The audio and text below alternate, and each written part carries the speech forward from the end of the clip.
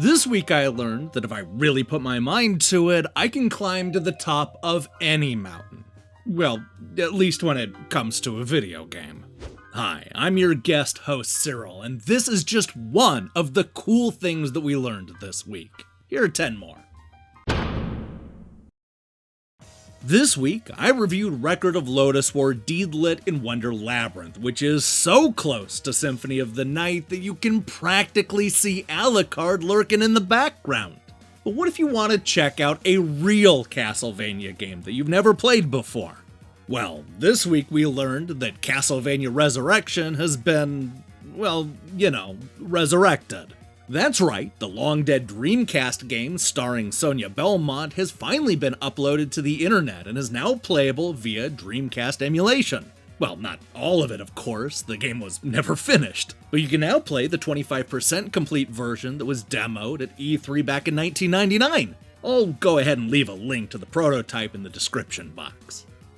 Speaking of Konami, we learned this week that they won't be attending E3 this year. Yeah, that's probably for the best, because, what are they even gonna show off? Bomber Girl? Hey, don't laugh, that's a real game that they released this year. One thing that will definitely be at E3 this year is the PlayStation 5. As unbelievable as it sounds, we learned this week that Sony has managed to sell 7.8 million of those massive next-generation consoles, which I gotta admit is not too shabby in a pandemic. Of course, 7.7 million of those consoles have been bought up by scalpers, which is probably why I still can't find one. Guys, it's May! This is starting to get ridiculous. Hey, did you know that THQ made a gold Wii for Queen Elizabeth? It's true, and we learned this week that you can buy it for just $300,000. It seems that the now defunct company sent it to the Queen as a marketing stunt, but her staff rejected it and sent it right back to THQ. It makes sense, because we all know that the Queen was more of a PSP gal.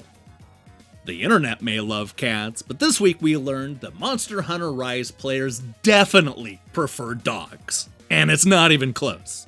Japanese magazine Famitsu decided to conduct a large-scale poll of more than 5,000 Monster Hunter Rise players, and the results were telling. There were questions about players' favorite weapons, monsters, and more. But the most important question has to be dogs or cats. With a stunning 70% of the vote, dogs won in a landslide. And why wouldn't it? Because who's a good boy? Come on, who's a good boy? Oh, are you a good boy? Are you a good boy? Who wants to go for a ride? In potentially depressing news, we learned this week that Crash Bandicoot 4's developer, Toys for Bob, has seen a reduction in staff as the company moves towards working on future Call of Duty projects. Or maybe not. It's a little unclear because Activision is currently denying that there were any layoffs. This all seems to stem from former staff members tweeting about being let go and the remaining people moving over to the long-running Call of Duty franchise. Layoffs or not, this means that pretty much every developer Activision currently owns is doing something with Call of Duty, which I think we can all agree is terrible news. Speaking of things that suck, this week we learned that Humble Bundle is doing away with their sliders and capping the charity percentage at 15%. Now, I could go into detail about how much the publishers and Humble were making on each purchase, but guys, that's really boring stuff. What you need to know is that soon you will no longer be able to send all of your purchase price to charity. Like that time when you wanted all the games but didn't want to send even a single penny to Electronic Arts. Boy, I sure hope those charities weren't relying on any of that money. One person who definitely doesn't suck is Carney Jared. Yeah, at least when it comes to Guitar Hero. This week we learned that the rhythm game streamer accomplished something that everybody has deemed impossible for a decade. That's right, he got 100% full combo on the 6th version of Soulless. I can't show the full performance here, but there's a link in the description box for this superhuman feat. I know it sounds dumb, but it's seriously one of the craziest things that I've ever seen.